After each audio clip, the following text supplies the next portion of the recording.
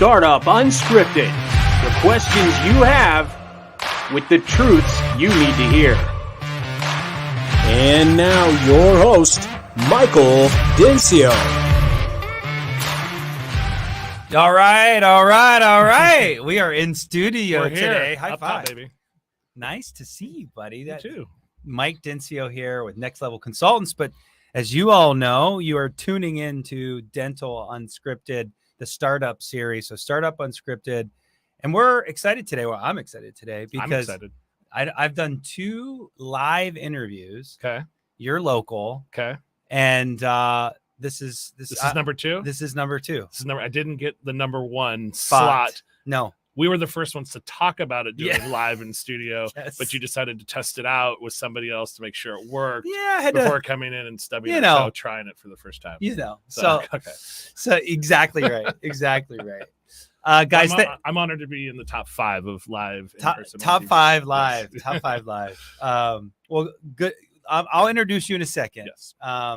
Folks, thanks for tuning in. So this is, of course, the Startup series, and what we're doing, if you've been following along, so kind of season 1, right?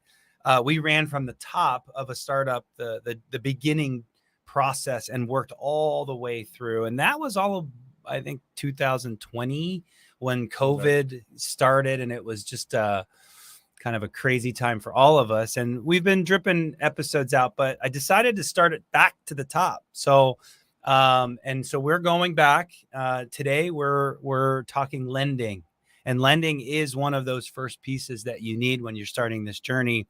And I have a special guest because Matt with Bank of America is here in studio, and he represents the bank today. And we're going to get into some fun dental lending stuff. And you guys know that I have an ex-banker. Have you sat in this seat before, Mike? I haven't ever been interviewed, but it never been in this seat. This hadn't been invented when you had this. No, it probably was. I just 2012 when I was with the bank, and I'm sure there were podcasts happening, but I wasn't invited. Right, I wasn't as important as you. Thank you. Yeah, I don't know about that.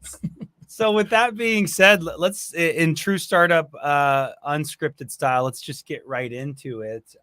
Today, again, getting into lending. Matt, give us a little bit about you and the bank, and just like that infomercial. Sure. Try not to bore too many people, because I found that you guys fall asleep inside the first 2 minutes if we're not super exciting and fun. Especially if I get into the weeds on this too. Right? Don't start talking about interest rates. No. Right, oh my gosh. Yeah. Which way they're going. Well, first, thank you for having me here, Mike. It's an honor. I remember talking to you after the first one, just impressed with your skills and ability, and my background way many years ago being in radio, and how hard it is to host and do something like this. So I'm happy to be here. Here we are. Yeah, here we are. We're doing it. Finally, you do have a beautiful radio voice. Oh my God. Yeah. Thank you again for that. We're just going to be lobbing compliments at each other the whole time, and people are turning out. Yes, I've heard enough. Exactly. No. So the banking world where we're at today is, end of September 2023. One of the most important things I'd like to get across to people, and something I'm trying to communicate every single day when I'm talking to doctors who are looking to do this, is how attainable it really is. Right. Still, I think there's a lot of thought, emotion around the world today. And, you read the news, watch the news, wherever you get your information, whether it's a TV, radio, phone, or whatnot, that, maybe it's not a good time to do something business related, starting a business from scratch for the first time even. And if you believe everything you read and hear, it can sound really scary. Yeah. Right. And I would never try to mislead anybody that starting your own practice, your own business of any kind, isn't going to be hard. Right. It's going to be difficult. There's going to be challenges. You're going to feel every emotion under the sun that you probably can, but still makes sense. It's unbelievably attainable to do. Success rates, default rates, however you want to quantify it, have not really changed from pre-COVID, right? So when the doctor puts together the right team, builds a structure, has communication with those involved, at the end of the day, the universal thing I hear from doctors is, oh my goodness, that was unbelievably attainable. Why didn't I do it earlier? Yeah, that's good stuff, man. Let's deep dive into some of that stuff today on the episode, but just big picture, Bank of America seems to be lending money to dentists. Tell us a little bit about the bank and what you guys are all about. Well, so as you know, and folks out there, what the first product that Practice Solutions had long before we were part of Bank of America was a dental startup loan. That's really the DNA and the basis, the foundation of what we do. And we'll get into this over the next 30 or 40 minutes or so. And there's a lot of details that have evolved over that time that make it such a compelling product, and the success rate is what it is. But it all goes back to the experience in doing it, understanding the unique differences of a dentist as a business owner, what they need to be successful and what their businesses can support. And that's really the secret sauce, right? Over the last 12 months, we've had numerous enhancements to our startup product. And back to my point earlier about how attainable it is, the bank would not be enhancing the dental startup product if the success rate of the doctors doing it did not support it. Right. Got it. We've increased amounts. We've increased working capital. We've increased rent caps. All of the things that a doctor is going to need right now, we've continued to enhance. Yeah. And it's because of the success that doctors are having. Well, guys, I think that kind of leads the whole episode, so we can get into some of this stuff. The truth is like doing a startup and starting your own business is challenging, and Matt said that it's very attainable, and it is. In my opinion, when I see a practice start and they go through the project and they're looking at their budgets and they're looking at their projections, and then they finally open up and that first payroll goes out, there is a bit of an oh shit moment, okay, and that's because, oh my gosh, this is actually real. We're doing it. I've got bills to pay. Money's going out, not too much money's coming in. And so I wanted to talk a little bit about structure, because I think one of the things that B of A and you said the foundational history of your bank and how they started doing startups a long time ago, sure, gave the bank a lot of confidence to give doctors startup money. There's some really big banks that do a lot of dental lending that are scared of dental startup loans. Mm-hmm. And so to me, I feel like your flexibility in the terms that you offer give these guys and audience, if you're thinking about it, would give you the ability to take off. Can you explain some of the structural things? Yeah, on a Mike Denzio level, a dummy level here. Start here and work it. No. Yeah. Well, as you said, it's about the beginning and as they build their business, right? And as simply put as I can make it, the goal in the design is to give the business the longest runway it possibly can have to build up to where it's going to be, right? It's not going to be where it is in year 5 on day 1, even end of year 1 into year 2, right? Mm-hmm. So having that runway, having that ramp up period, having that ability to be flexible to get to where it's going to be from a business perspective is critical. And having that detail to it is what allowed the bank to have the confidence to do it where maybe others haven't. So it starts with post-approval, post-lease negotiation engagement. When the project really starts, as you all know, and all the folks listening, watching will find out, yes, or they're going to find out is that it's a long project too, right? Yeah. From the time you get approved to the time you finalize your lease and actually get started, it could be 4 to 6 months, right? Yeah. And then another 6 months plus to build the practice, right? So sometimes longer. Sometimes longer. If you're in California, longer. So I lost my train of thought there. So that amount of time to get there is important and not something people expect all the time, right? So the first part of the loan, I think, is really key. What Matt's talking about is that project phase and the bank's ability to give you a chance to build this practice out, get all the pieces in play. And we're going to interview a bunch more people that will talk about all these pieces to come, and some past interviews. But how the bank lends the money during that.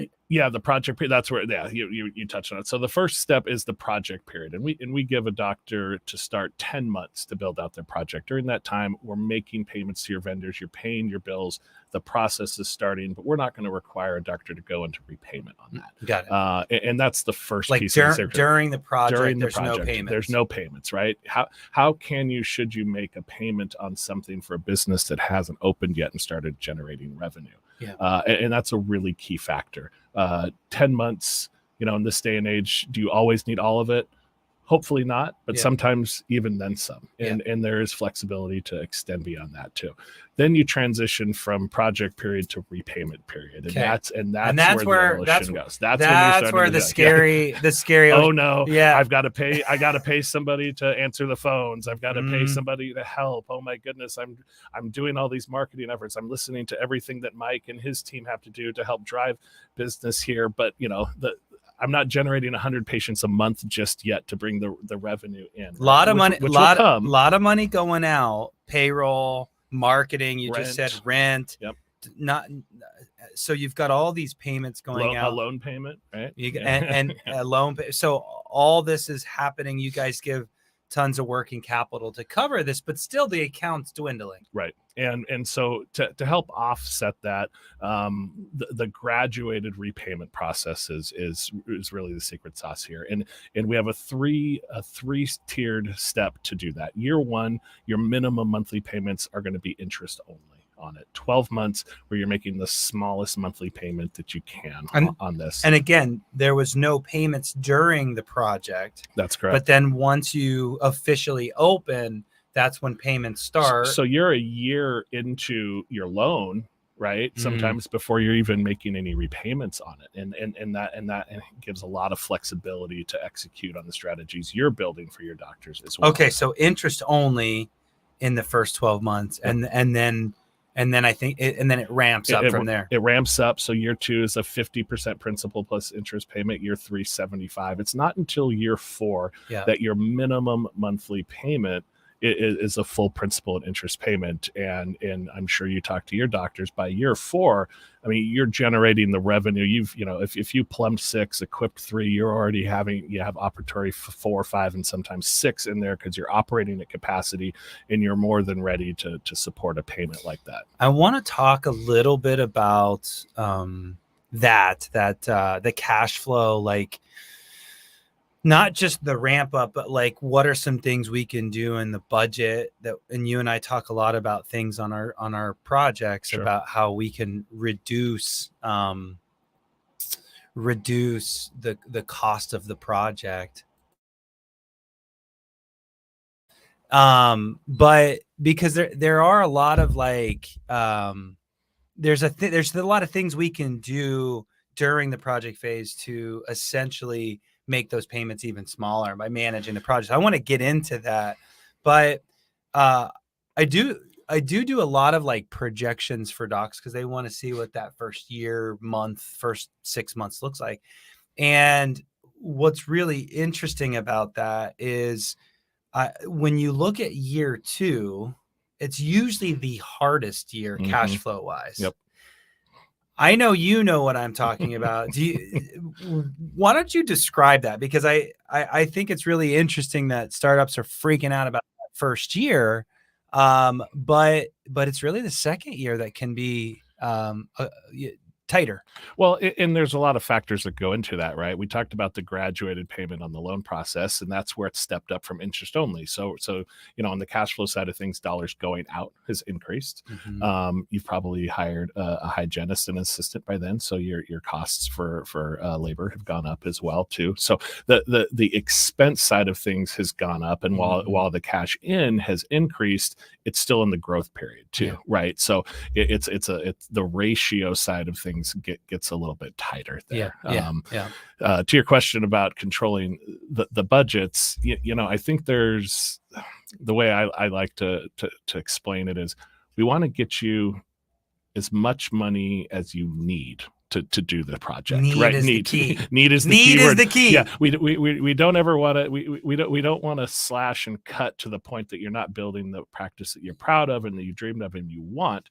But to the year 2 comment you're explaining there, we also don't want to go over budget too, so you're feeling the stress of something 2 years down the road. Yeah, right. Yeah, no. What's interesting is Matt timestamped this episode in the beginning of it. Construction costs are wild right now, a lot crazier than when I was in your chair. So having to get a little creative in certain things and is definitely needed. But you guys did increase your limits, which is great. A lot of the banks did over the last 12, even 24 months, which was huge. No default rates. Yeah. So you raised all that, you raised your limits, and you still haven't seen any. We haven't seen a change on that front, and you're kind of leading me here to something that I think is the most important part of doing a startup. Okay. Everybody is going to talk about having a plan, being a good communicator, communicating with the team that you assemble, and all of that is unbelievably important. In my opinion, and in the most successful startups that I see, not just having the communication up and down with your team, but assembling a team that communicates very well laterally beneath you, right? Your consultant, your contractor, your equipment specialist, your banker, everybody that's involved being able to communicate together for you and on your behalf is what's going to allow for the creativity that you're touching on right now. The conversation of how do we go execute for a great practice for Dr. Bob, Dr. Sue, whoever it might be, right? And go do it. And it's something that I think is taken for granted a little bit, or maybe overlooked because there's so many other things.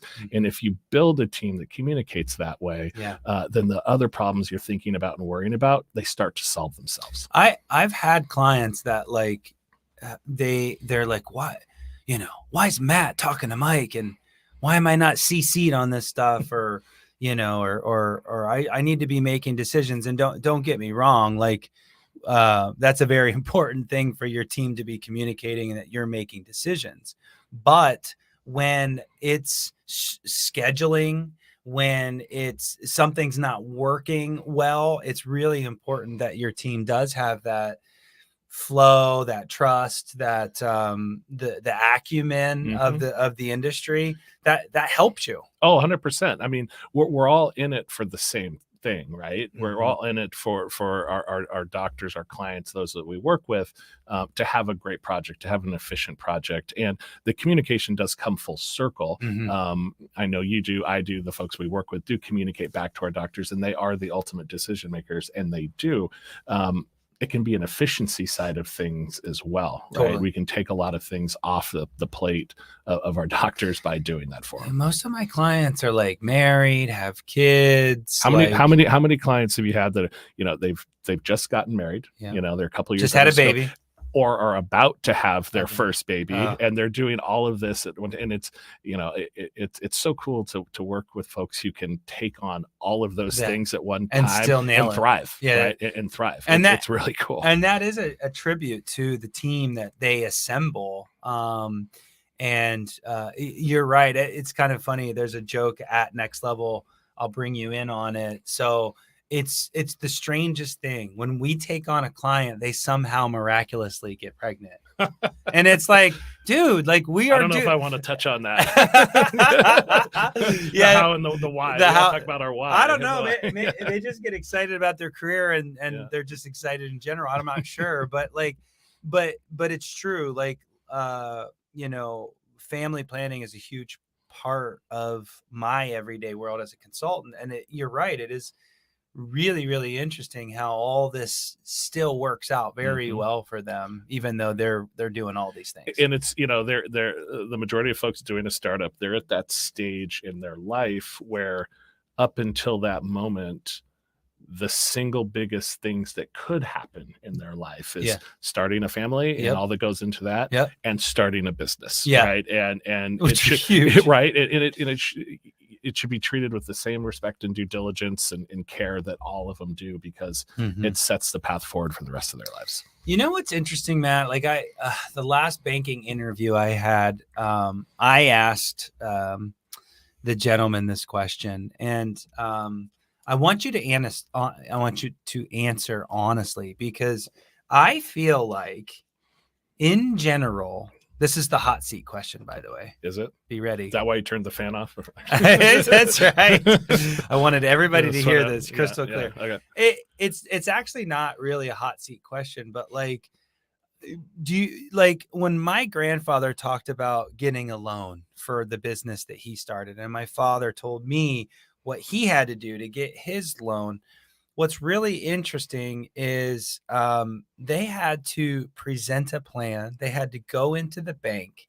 They had to have a conversation with a senior vice president like yourself, and just basically lay the plan out and say, hey, Mr. Matt, I want to do this. I want to do this. I want to do this. I need this much money. Here's how I'm going to pay you back. Here's my collateral. Here's the plan. Right.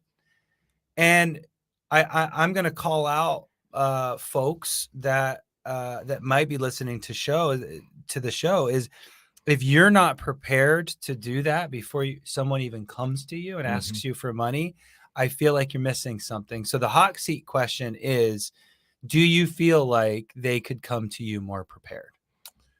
The doctors? Yes. There's always examples of doctors that could come more prepared, of course. Yeah. I led you. No, you would look me right in the eye and say, you're absolutely full of it. If I said, no, every doctor comes to me and is absolutely prepared. I wasn't going to let them to get everybody kudos. No. But quite honestly, and this is the truth, in this day and age, more and more every year that goes by, the doctors are more and more prepared than they were the previous year. And I agree with that. Yeah, and you know, I know I'm sitting here with Mike Denzio on Dental Startup Unscripted, right? But it's a proliferation of information like this that's readily available. True. Right? And it's an unbelievable value to the doctors and those who are out here working in this community, that it leads to that, right? And it is the truth. On the other side of things, you know, because I think you know this too, I don't require a business plan for a doctor to apply, and some do. I don't. I would never discourage a doctor to not do it. Never call it a waste of time. It's unbelievably valuable. I require it for my clients. Sure. And this is why the doctors, by the time they get to me, are so much more prepared, because they watch your podcast, they talk to you, you require them to do it. You know, you're making my job way too easy. Exactly. Let's edit that part out. Right? Well, my job is unbelievably difficult.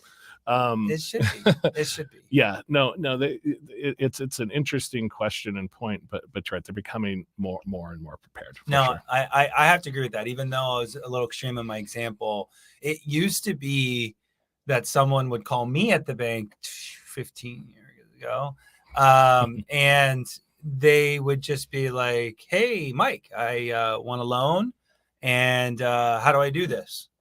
And I'm sure you get those calls. I get those calls. Absolutely. And you will help them. Right.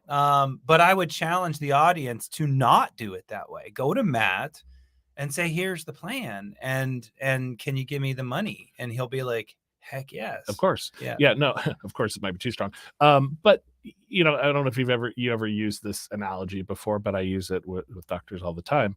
You know, how does doctor run the business of being themselves in their personal life, right? You know, how much are they working and earning? How are they managing debt? How are they saving the things in their personal lives? Because these are individuals who've never owned a practice before. They don't have a business tax return. They don't have a P&L to demonstrate to the bank what they are able to execute on, right? Yeah. So what are the decisions these folks are making? Well, that's what I was personal lives. Let's reverse right? that. Let's reverse that though. Let me ask something in a different way.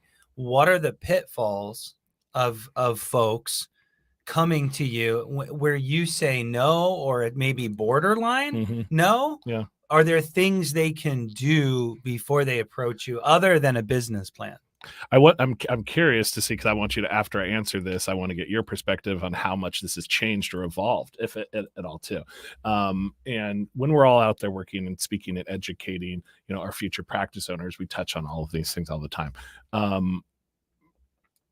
the first one I think that happens Mhm. is how they manage their student loan debt. Right. Now, this has changed a little bit in the last 24 months because of all the programs out there post-COVID that allow doctors to, take advantage that the government has offered. But, Mhm. having a significant amount of student loan debt can be a burden. It Right. can be. And there's an emotional response to just pay it off as fast as possible. But there's a difference between student loan debt and credit card debt, good debt and bad debt. Yeah. Right. So where student loan debt is good debt in the eyes of the bank. Right. Mhm, So mhm, if mhm. a doctor's out there working hard, working 4 days a week in an associate position, corporate or private, doesn't matter. Yeah. They're making a pretty good living. Right. And they have an ability to pay off their student loan debt quicker if they want to, Yep. right? And especially where Mike and I live in Western Washington, it's not an inexpensive place to live too, right? Right. So you start doing that, and then you start racking up credit card bills because it's expensive to live too, Sure. right? Sure. And that is a pitfall we try to help avoid. Okay, at all costs. so college debt and how that's managed. Mhm. Credit. I heard credit cards. What else? And then the savings is a part of it because it's all full circle, It right? is, yeah. You're bringing money in. How are you saving it? How are you managing what you pay for, right? And if you're using it to pay down your student loan debt, it's a very understandable thing to do, right? Your personal liquidity situation takes a hit, right? So your living situation takes a hit. So you start paying bills and racking up debt on credit cards that you're not able to pay off every single month, right? I got you. Yeah. Okay, so you do want them to have some cash, and you don't want them to have too many credit card bills. Hopefully zero at the end of every month, like zero. Pay it off in full every month. That's the ideal. Well, they're gonna hire me, so they might have some. But well, I'm joking. But we know about this. This is so when we talk about the sequence of things, that right, how you make decisions. Why banking, and not just because I work for the bank, and not just because Mike used to work for the bank. Having a conversation with your potential lender and making some of those decisions at the beginning of the process can help with all of that, right? Because we can look at marketing and consulting as part of the budget and the startup program, right? So they don't have to take a hit or put fees like that onto a credit card and not have the ability to pay it off. True. Okay, so saving some money, managing through the. What about production? Like I know on the acquisition podcast, I talk a lot about like the fit. So someone that produces $700,000 a year or whatever it is, and then we're looking at a practice that might be, producing 700, and that would be a good fit. From a startup perspective, obviously you're starting from zero and growing from there. Is there a production requirement? Is that a good thing to know or present to you? Yeah. Well, so we don't look at production per se. It's more about earnings, which is a direct corollary to what they're able to produce in a clinical setting, right? Okay. And the difference between a startup and the purchasing of a practice scenario and how it relates to the relationship the doctor has with their employer can be very different too, right? So, if you're an associate working for a doctor to start up, you might want to keep your plans close to your chest a little bit, right? Totally, so getting and collecting production reports might not always be an option. No. So we look at the salary as a direct corollary to what they're able to do in a clinical setting. That's cool. Yeah, I gotcha. Okay, so we have covered team. We've building the right team. We've covered the structure of a loan. Then we just talked about how to qualify. Tell me a little bit about let's talk about some of the stuff that not only how to qualify and what are the pitfalls and challenges with qualifying. We covered that, but what do you see on the back end? Of course, you have folks what can people learn from best practices versus folks that are struggling right out of the gate as a startup? You do a ton of startups. We actually just went to a grand opening the other day, and that beautiful practice too. Beautiful practice. And actually we interviewed Chloe on the program. Yeah, can we mention it? She was number one. We talked about being number two. I guess it's fair that a client got to go first. Yeah, right? That's only fair. Clients go first, Matt. Clients go first. They absolutely. So the first live interview was with Chloe. This will actually get published first. Actually, that's not true. Chloe's will get published first. I think now we have to publish Chloe's first because we've disclosed it here. Yeah, it'd be awkward if we went the other way around. That's true. But Chloe actually did everything good. everything right. She just absolutely nailed it. Of course, there were some challenges along the way, like every practice, and she's off to a fast start. Matt, you talk to a lot of doctors. Mhm. You do more startups than I do. So what are some things that you see folks do that put them in tougher situations to pay the bank back? Yeah, and I hope this doesn't sound too oversimplified, Well, but I but want it, it to be. it really is. Yeah. When I talked about building a team that communicates well together on your Mhm. behalf, the other side of that is trust your team too, right? Um, So give me an example of someone not trusting a team and things didn't go so hot. Yeah. So, if as you're building out your office, right, the progression from 3 ops to start to op 4, op 5, op 6, what type of equipment you put in there. When we get to an approval for a doctor, the cash flow modeling in the first 5 years have been done, right? We understand what to expect the practice to do, what the repayment's going to be, both for the loan and on rent, and all those numbers that work.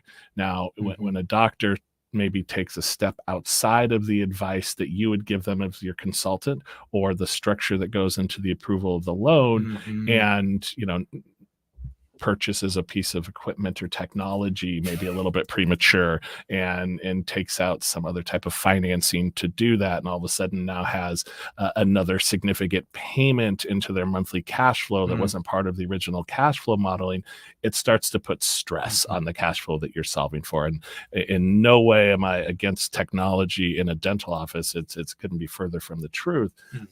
But the how and the when and where you get it, and building up the base of your patients and your business to support it is important too. I'm glad you said that, Matt, because like a lot of the startups that I have helped, they come to me ready to swing. They want to do it all on day one, right? Grand slam. Forever practice on day one. They want to go for 10 ops. Well, this is an exaggeration, of course, but I guess I'll exaggerate a little bit just to drive your point home.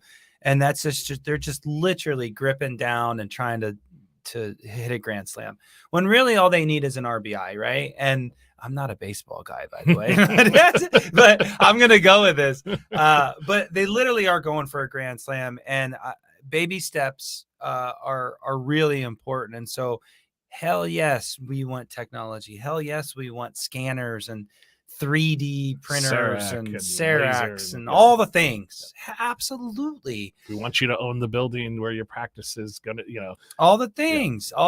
But like, let's just take the Cerac, for example, or a CAD cam. Forget Cerac, but that's a brand. Let's just say CAD cam in general. I always talk, I get in this conversation of like standard of care, like the standard of care is a 3D image. And I'm like, oh, okay.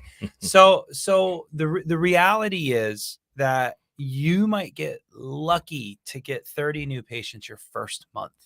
You're used to today working for a corporate office, seeing 30 in a week, right? Or in 2 days, if you're really busy. Yep. And so like out of 30, maybe 3 need an implant. Maybe. Okay. Actually, not even, probably 1. Right. And so I guess the point is, like, to have all this great technology, you're at bats. You're not sticking with baseball. You don't have enough at bats to ROI that particular piece of technology. You'll get there. Yeah. It's the crawl before you walk before you run before you sprint. And I'm sure you ask this question of your clients all the time, and it's something I try to bring up in my conversations as early as possible too, is let's talk about the process here. Let's talk about where you want to go. Let's talk about what your goals are, and understand that they can change, they can evolve. But if we're talking about wanting to build a practice that is highly leveraged on technology and can provide a certain type of patient care, let's put that into the plans we have now, so we can get there at the appropriate time and try to get there as quickly as possible. Same goes with purchasing commercial real estate. I mean, how many doctors come to you? I want to do a startup, but gosh, I can't lease. Why would I want to pay somebody else for something like this when I could just buy? Great. Totally. And we do have options where we can do that. If I do 40 startups in a year, which I probably do somewhere between 40 and 45 or so a year. I would say 1 out of every 5 asks about it and talks about it and wants to do it. Yeah. But of that 45 to 50, it's probably, 2, maybe 3 a year that actually do it. But my answer to that is I'm so glad we're having the conversation now, because the things we're going to do and the plans we're going to put in place now are going to help you get there. And whether it's on your first lease renewal or your second lease renewal, we're talking about it now so we can do the things to help make it a reality as quickly as possible. What I love about bankers, and it's of course I'm biased because this is the world I came from, but what I love about bankers is they force you guys to think and talk and prepare for the business. Not everybody can hire a consultant. We're not a great fit for everybody, but you guys do help them on that initial prep and keeping them out of trouble when it comes to all this stuff. And so that's kind of where I want to pivot here. And that is, it still makes sense to start up. We've talked about this. Can we talk about the relationship that someone might want to have an open heart to? Mm-hmm. And that sounds like a weird thing. We're not in church, but like, I guess what I'm going for there is that like a lot of clients are just like, Matt, give me a loan and then I'm never going to talk to you again. Yep. It's not like your college loan or your car payment or even your mortgage, quite frankly. Most of us go get loans. We service that debt. We never talk to that person again. This is a business relationship, and you want it to be a business relationship. Yep, 1,000%. Yeah. This very likely could, and for some should, be the first step in a 25 or 30 year relationship. We all have clients that are more transactional, and I have a conversation or two with them, get their information and get them approved on the loan, and never talk to them again. Yeah. And that's fine as well. That'd be unfortunate, though. That'd be unfortunate. But it happens, and everybody needs something a little bit different. But the banking products, the solutions, the way it's designed is, I look at this in 5 to 10 year increments over a 30-year time frame, because what you need is the associate, 5 years out of school working compared to 15 years into practice ownership compared to the last 5 years of your practice as you're getting ready to transition out, is all very different. And your partners that you choose, whether it's a consultant, a coach, a lender, attorneys, accountants, whoever it might be, should have that perspective of evolving with you, and the products and the services and the way they support your business change, because you need very different things at different times. And you're exactly right. For those that want that type of a relationship with the bank, that's exactly what we're looking for, and in fact actually helps us support the business even more efficiently. I was actually thinking like the banks in the history of me doing this, I find that the banks that are able to give some of the most competitive rates, and I would put you guys in that category, like just from a basic business perspective, from a banking perspective, because I was an ex-banker, is like, you're not making all your money off of interest. You're making your money off of this relationship. And so I find that folks that don't have the most competitive rates, sometimes they're not selling the relationship as a whole, because it has value to you having this checking account, even the payroll stuff, the merchant services, like the portfolio of you giving a lot of your business to one bank can offer you some bigger discounts. Is kind of where I'm getting at. Yeah. And the word relationships is the key word. Yeah. Right. And frankly, it goes said with any business relationship, right? The more a relationship grows, the more you can get out of it, right? The more of a two-way street it is. And it's the same with your your banking partner, right? And not just the actual nuts and bolts benefits that you touched on there too, but the ability to have a relationship with somebody and pick up the phone and have a conversation is important as well. And for me personally, in the way I run my business, I don't do every single thing from soup to nuts from the beginning of the project to the end. And there's a team that has expertise in certain areas, and I let them execute. But but I'm a resource for all of my clients, right? Post project into the life cycle of it. And I think more often than not, they'll say if they need something, just a question, just to get pointed in the right direction, they can call and ask. Well, kind of back to the what I was saying, like, is that you went back to that trust conversation that we just had. You do have to trust your team, and that relationship does matter, because I have clients that are kind of aggressive towards their own team. Forget banking. Yep. We're talking about contractor, equipment, IT, bank, marketing, architect, consultant. They get very aggressive, and there's a lack of trust there. And I find that, like Chloe, for Do you example, ever feel it's confrontational a little bit? it can be. Yeah. It can be. Yeah. And the interesting thing is like Chloe, who you guys just met in the series, she of course had the hard conversations to get her price and budgets in place, but everybody loved working with Chloe and for Chloe. And what's really interesting, and I got a lot of clients like that.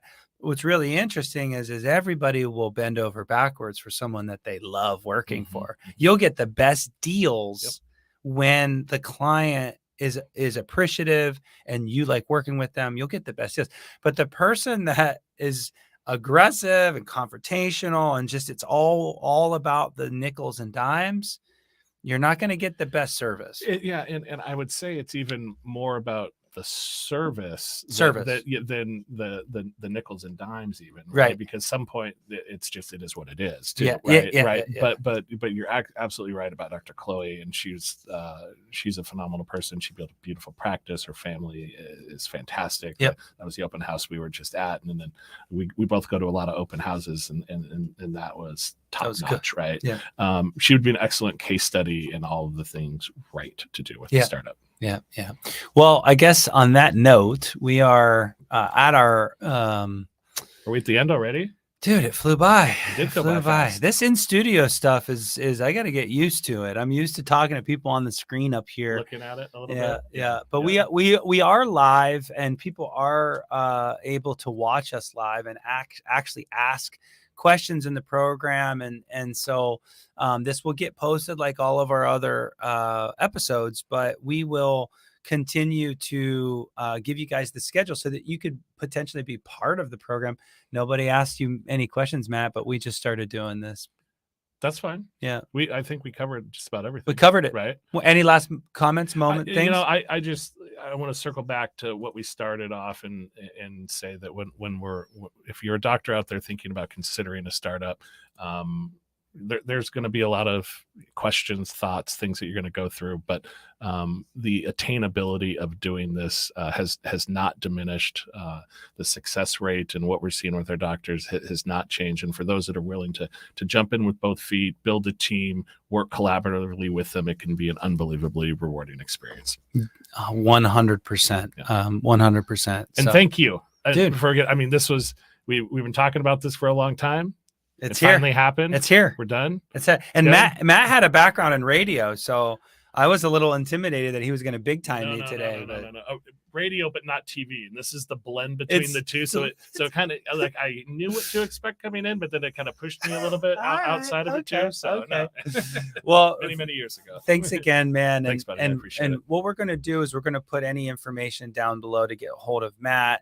I would highly recommend, if you have any questions about anything when it comes to business, if you're not hiring me, you need a guy like a Matt on your team that can kind of put the guardrails up and help you prepare for what you're about to take on. That's what a banker really does provide. And so Matt's contact information is below.